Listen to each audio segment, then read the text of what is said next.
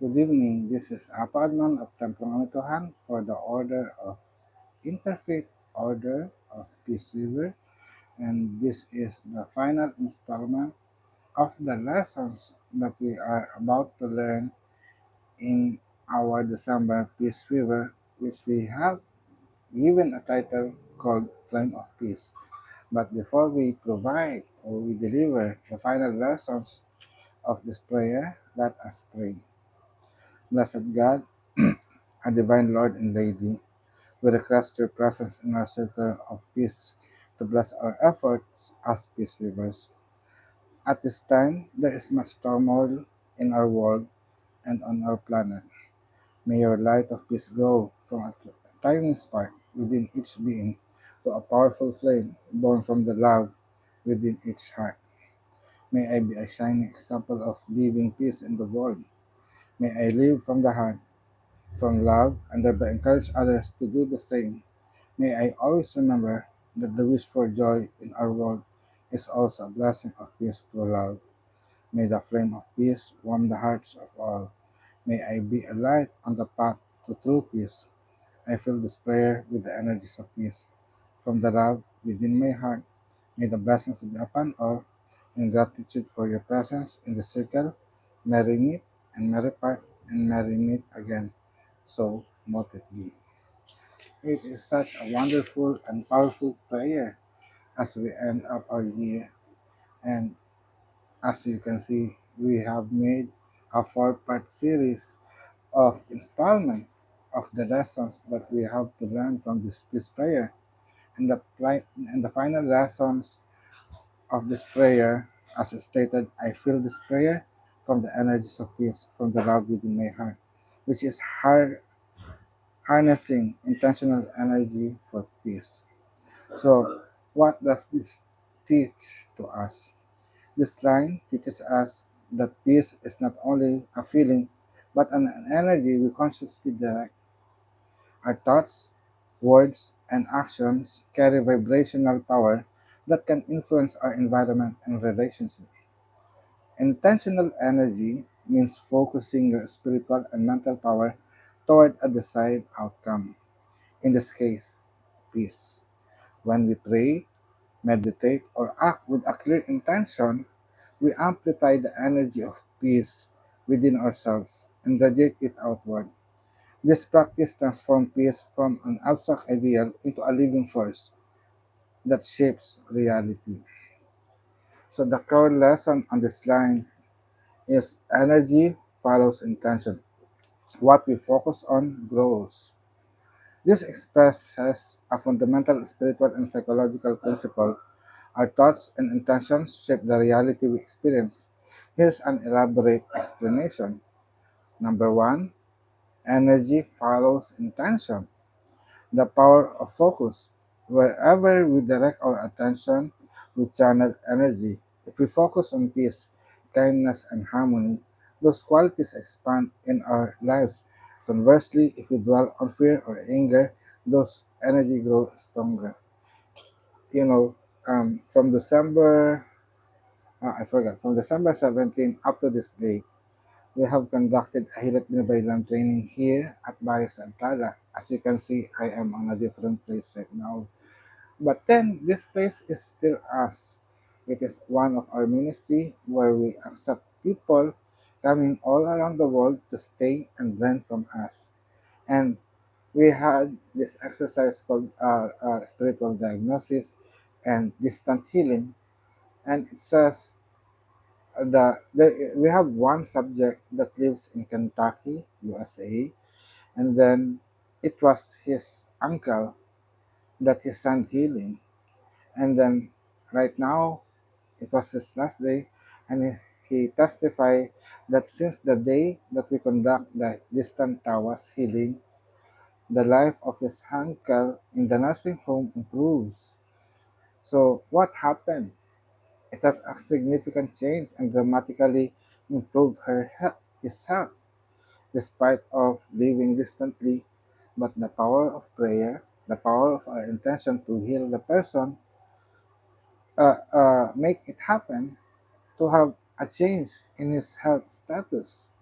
And this is the lessons that we said na wherever our mind put, the energy follows thought.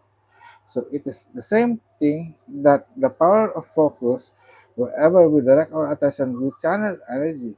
If we focus on peace, kindness, and harmony, those qualities expand in our lives. So this is the power of prayer, and this is the power of our intention. If we direct our thought on a certain intention, it will manifest. So if we direct our intention on creating a global peace, it will happen. Number two, intentional living. Intentions act like a compass. It guides our thoughts, emotions, and actions toward desired outcome. When we consciously intend peace, every choice becomes aligned with that goal. Number two, um, energy follows intentions on what we focus on grows. It says what we focus on grow. It means as a spiritual perspective in prayer and meditation, intentions amplifies energy. A clear, heartfelt intention sends a vibrational signal that attracts similar energy, creating a ripple effect in our environment. On a psychological perspective, neuroscience supports this principle. Our brain strengthens neural pathway related to what we repeatedly focus on. Positive focus fosters resilience and calm. Negative focus reinforces stress and conflict. So why this matter for peace? Without intention, peace remains the abstract wish. With intention, peace becomes an active force that shapes relationships, communities, and even global consciousness. Collective intention magnifies impact. When groups unite in peaceful focus, the energy multiplies, creating measurable change in social harmony. This is the reason why we organize ourselves at the Interfaith Order of Peace Weaver. We want to have this collective intention so that it could magnify the impact. I might be doing this alone, but I am confident enough that I am not alone in this work. You are with me. You from different parts of the world, you from different faith traditions, and you from different language are with me, is with me, or either is or are, whatever it is. Na? I really believe that we are one in this goal to spread global peace. So as a reflection, what intentions guide you in your daily life? How can you consciously direct energy toward peace today? What distraction pull your focus away from peace? And how can you overcome them? This is a very important reflection questions that we have to personally answer to ourselves. No? This lesson taught us that peace is amplified through conscious practice. Prayer, meditation, and ritual channel energy toward harmony. This highlight that peace is not just a passive state. It requires deliberate spiritual action to grow and radiate outward. And here's the elaborate explanation for this. Peace requires conscious practice. So what kind of practice we should do and act in order for peace to materialize? It is said intentional matter, peace does not happen by accident. It needs focused effort through spiritual disciplines that align mind, heart, and spirit with harmony. Amplification through awareness. When we consciously engage in practices like prayer and meditation, we strengthen the inner vibration of peace, making it more powerful and sustainable.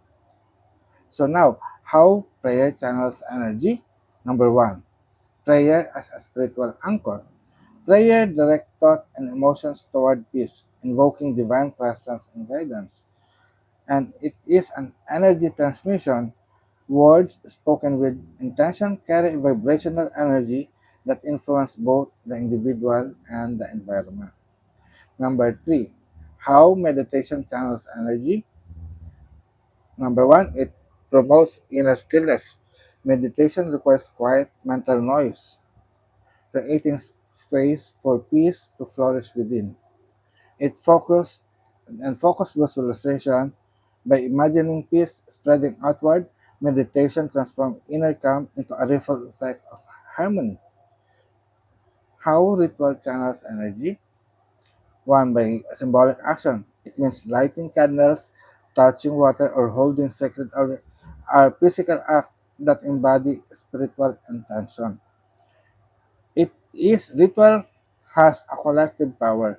Rituals performed in community amplify energy exponentially, creating a shared field of peace. Why this matter? Without conscious practice, peace remains an abstract ideal. Through prayer, meditation, and ritual, peace becomes active energy, a force that transforms individuals' relationships and communities. A reflection question: which practice, prayer, meditation, or ritual helps you feel most connected to peace? For me, it is obviously through prayer in action. So it's not only prayer that we speak, that we write, but also we say it through action, such as what we do in Hilot, Binabaylan. We have these practices of healing people that is filled with prayer. Our touch, our movement is a prayer in action that provides peace to the environment. So it is also a challenge for us to conduct peace prayer or peace healing or healing for peace of the world. And and our monthly activity of rolling prayer for peace is our time to heal the planet with our intentional prayer. No? So how can you incorporate one of these practices in your daily routine as a reflection question? And what symbols or actions make peace tangible for you? Another lessons that we have to learn from this prayer is that collective intention magnifies impact. When communities unite in peaceful intention, the effect is exponential. This highlights the transformative power of sacred focus and energy. Number one, collective intention matter. Energy multiples in group. When individuals focus on group and peace together, their combined energy creates a stronger vibrational field than any single person could generate. This is why group prayers, meditation, and rituals often feel more powerful.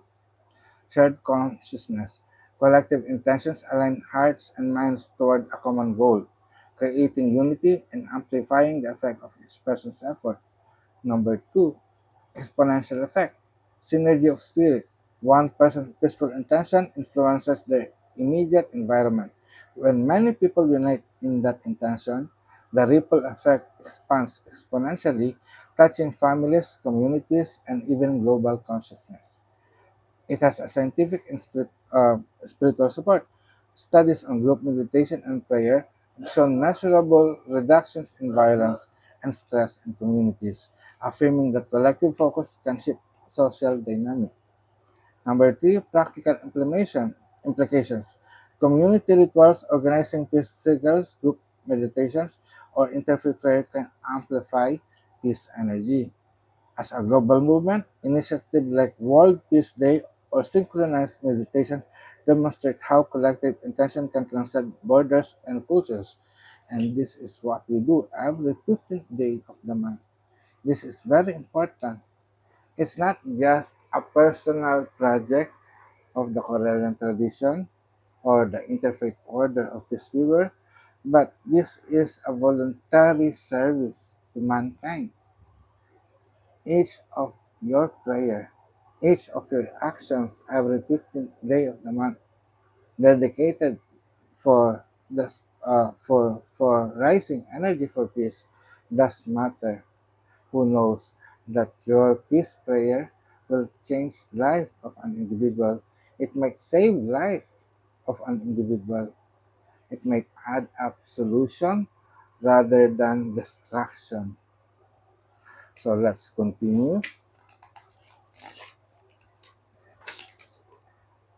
So why intentional energy matter? It turns passive hope into active manifestation. It aligns inner transformation with outer action. It creates a spiritual ripple effect that influences homes, communities, and even global consciousness. So I will share to you practical ways to harness intentional energy. Number one, do a daily peace affirmation. So every day, let's do make a peace affirmation. So how to begin our day? So begin your day by saying, I radiate peace from the love within my heart. I radiate peace from the love within my heart. You know, I don't know. I want to tell a story about sometimes whenever I walk through a group of people, they become silent. I don't know if they are aware who I am. But when I ask them why you become silent whenever I appear, they said that they have they have a feeling that they should respect me in their silence, and others said that our mind has been in peace, no trouble, no energy to talk, and just they want to have that mere moment of silence to enjoy my presence. It's not an idolatry, and I don't like that.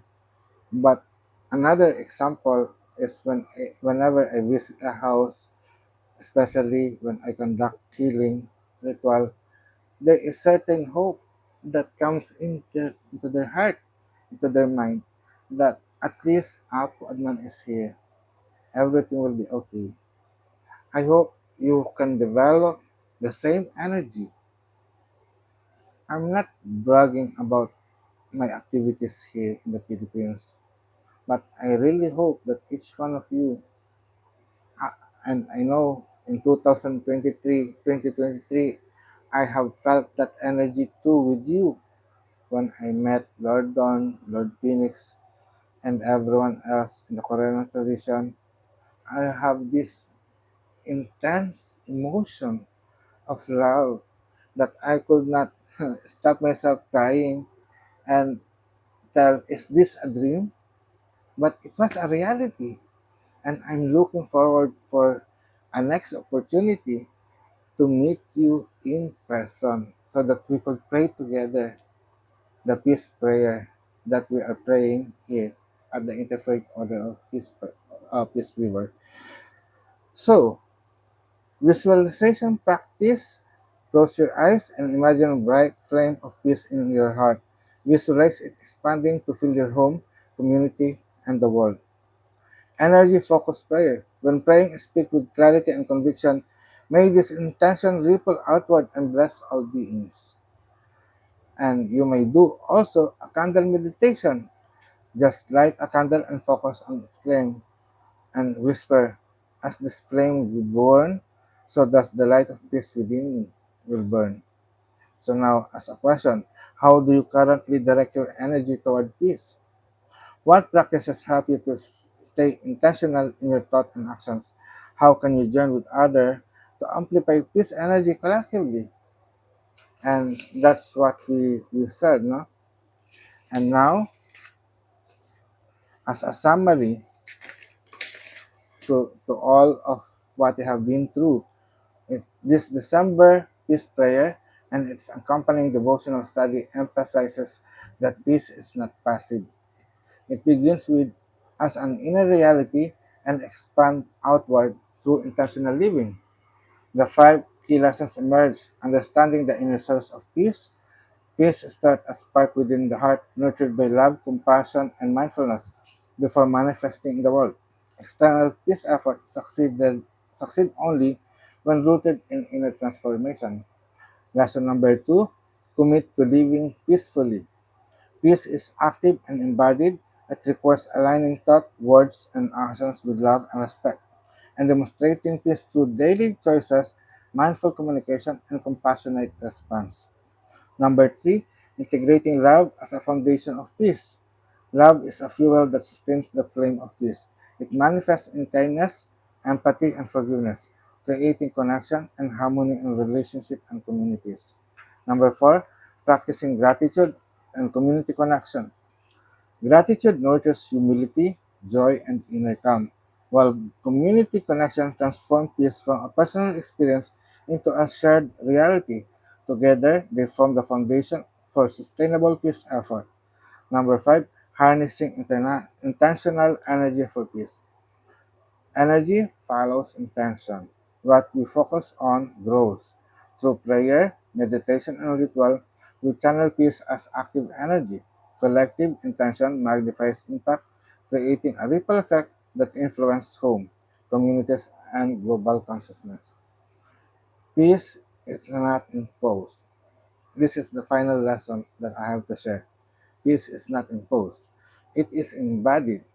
It begins within each heart and radiates outward through love, gratitude, and intentional action. As peace weaver, our calling is to live peace actively, to inspire others by example, and to unite in collective intention for harmony. Let us stand the flame of peace daily, through kindness, empathy, forgiveness, and spiritual practice, so that our inner light become a beacon of hope and healing for the world.